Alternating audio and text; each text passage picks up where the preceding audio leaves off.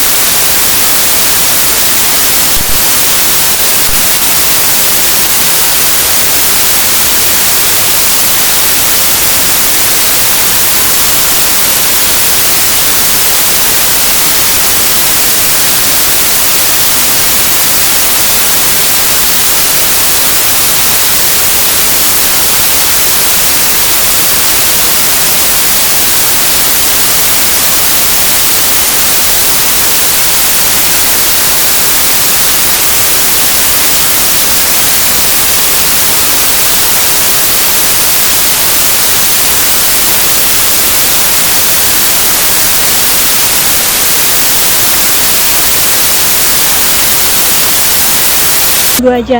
Karena aku pernah hari Sabtu kesini itu nggak ada. Jadi ini bukannya hanya setiap minggu pagi gitu di Kambang Iwa.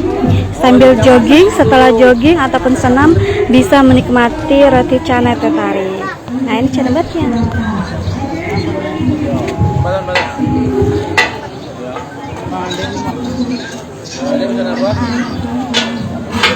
Coklat.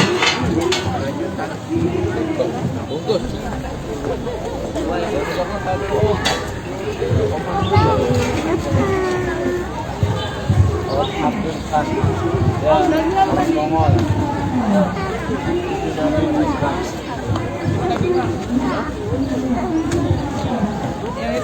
Nah ini guys, ini kalau semakin siang semakin rame biasanya ya, antriannya panjang.